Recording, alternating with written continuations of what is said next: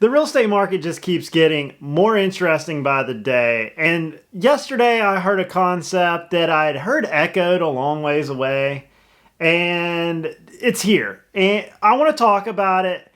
The build to rent is going to be a wild ride. I don't think people understand what's quite going on in our society right now. I'm not talking about build 2 or 3 houses and rent them. I'm talking about building entire neighborhoods for rent. These guys are building 100, 500 house neighborhoods to rent forever, that they can up the rent forever, and that everything will be built around.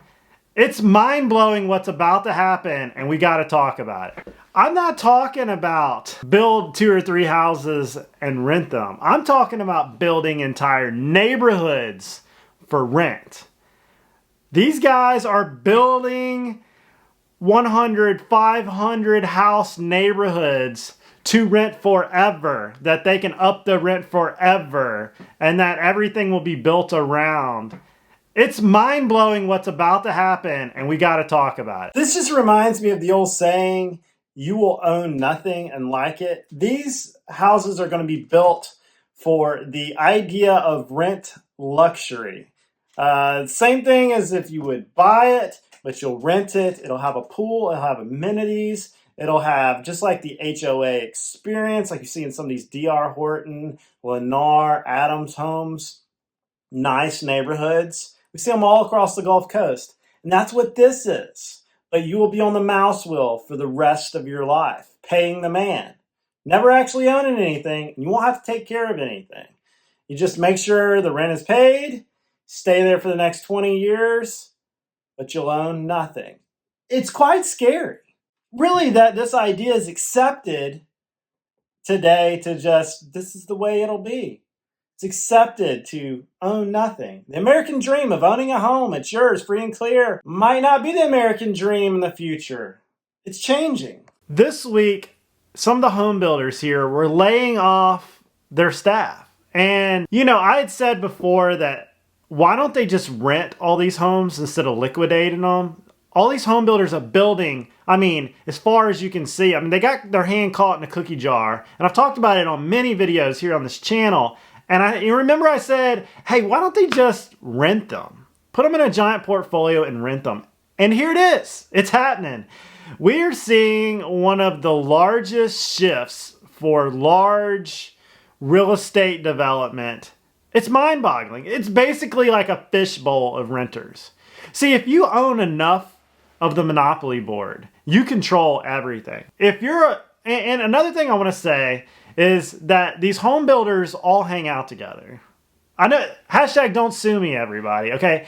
What I'm going to say in this video is probably going to get me in trouble, but I need to say it because y'all out there need to know what is going on in the real estate market. And if you've been following me for a while, you know I talk about whatever comes to my mind, and being a real estate agent here on the Gulf Coast, I am seeing it firsthand, so let's get to it. Okay, my name is Jack Motley, and I do real estate, vlogging, fishing, hunting, whatever comes to my mind. And today, since I've been on this crazy ride of real estate videos, so I heard through the grapevine that home builders are basically going to switch to build to rent. And I don't blame them. Because if you think about how to make money with real estate, it's the age-old appreciation, depreciation, and cash flow. So when I saw home builders struggling to sell these giant portfolios, I basically said, just rent them and get the cash flow. And if you're a rich person or you're a large hedge fund and you've got billions of dollars and you can get a new build with depreciation at, I believe it's 27.5 years. And then you can get the cash flow that you can do many things with. And then you can harness maintenance costs. See, one of the hardest things about real estate, especially rental real estate, is the maintenance aspect and the vacancy aspect. And you have to put in this into your formula. Well, some really rich guys told me a long time, Jack, quit being a dumpster diving over there on the west side of town because you can't control the expenses on an old house. Why not build to rent? And of course, I didn't have the money at that time to do that. So it makes sense when I saw this transition. I know that the big guys, the D.R. Horton, the Lennars, the small home builders, they all hang out together and they all know each other. And it's really kind of crummy what they do to people with large parcels of land when they go to acquire it, is they vow not to bid against each other. So like if you're I'm just saying this to be very, just as an example, I'm not saying they do, try not to get sued here. So let's say you're a home builder A and you come in to make an offer on a piece of property. And I've been through this process, so I know how this goes. And home builder B wants the property too. They won't bid against each other. They'll subcontract one or the other to do the infrastructure or whatnot. And that way they don't run the bid up on each other. And they just have this gentleman's agreement. And so you wind up, if you are a landowner, they can absorb the property at their own board game price. And then once they have the property, of course they build and they know their numbers and they can put X to the acre. And then they turn around and sell them. Well, interest rates have driven the price of ownership through the roof. Interest rates have made it to where it's unaffordable for a lot of people. And what you get for your money, because everybody bases it all on their loan amount or their payment, not on how much it actually costs. People are just saying, you know what? Why don't I just rent? It makes sense for the rich portfolio guy, the guy that owns the portfolio, because he's getting the three Mac daddies: depreciation, appreciation, and cash flow. So he doesn't have to liquidate and take massive losses. He doesn't have to really worry too much more about the cost of materials, because he knows he can just up the rent.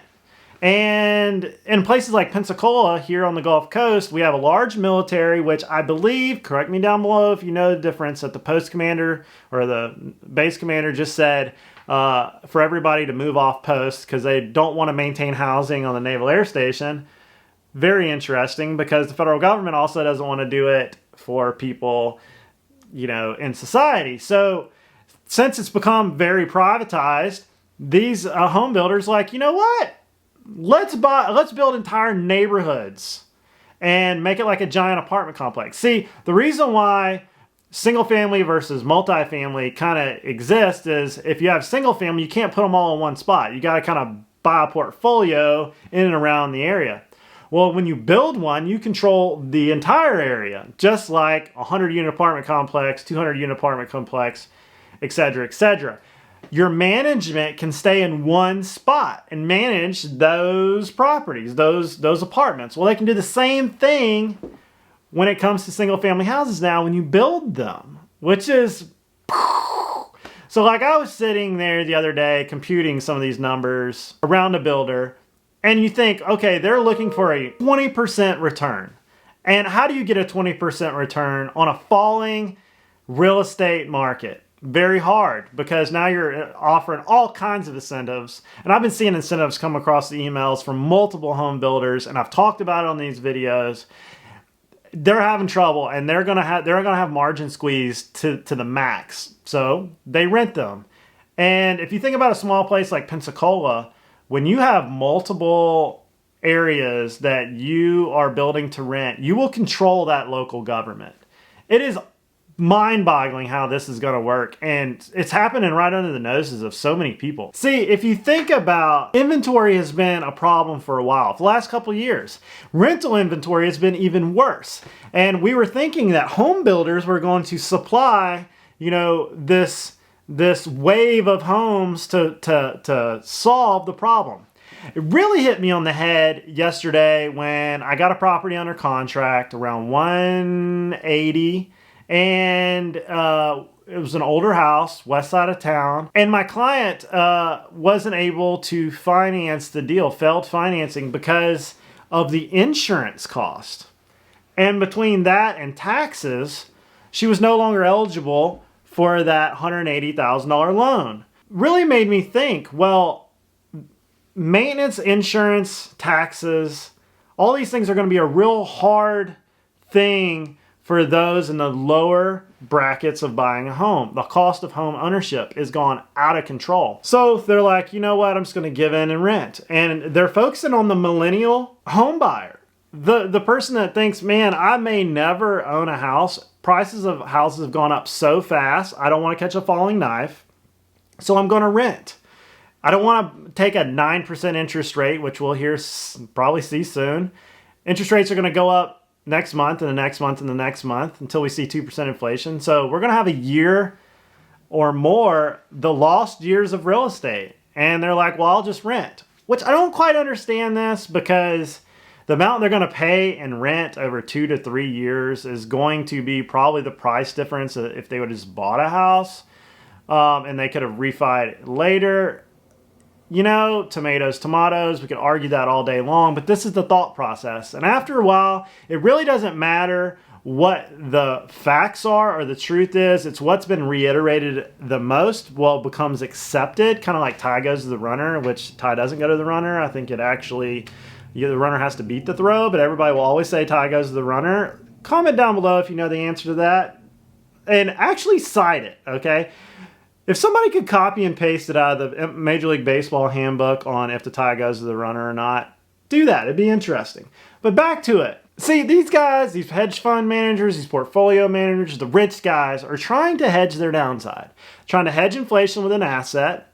They know they can up the rent. They know taxes and insurance are going to follow inflation.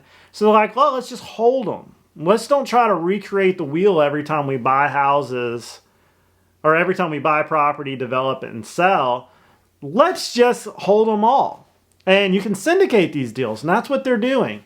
Investors, I mean, the amount of money that is coming in for this type idea is huge. Syndicators all over the place. If you're a preferred investor, $250,000 or more a year or $1 million net worth, I think that's a preferred investor. This is what they're doing. See, once you bundle all these things together, and I think in the future you will see neighborhoods bundled together and sold amongst hedge funds. Like, you control a lot of these cities and these municipalities, and pretty soon you'll be plug and play whoever you want, because usually the sheriff, the fire department, all those things are paid out of property tax. So who do you think they're going to listen to?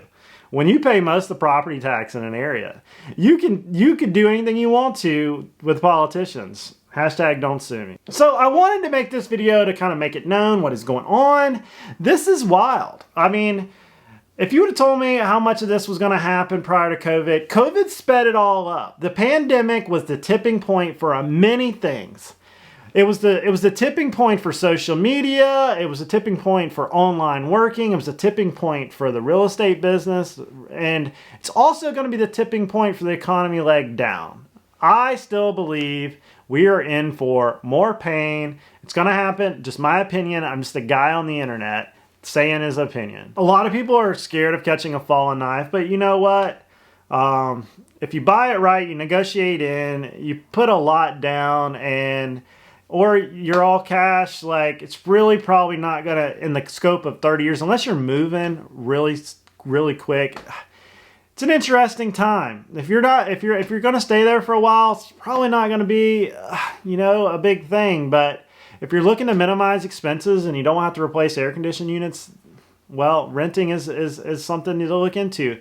And if you're a really rich guy, build to rent, baby, is gonna be a cash flow cow.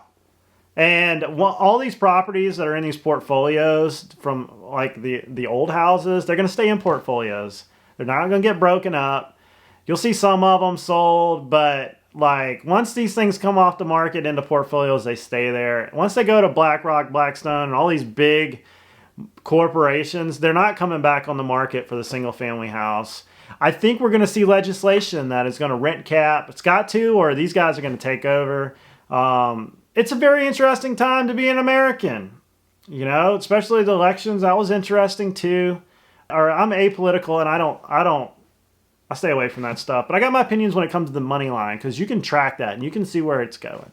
Comment down below what you think, and I'll see you guys on the next video. Don't forget to like and subscribe, and see you later.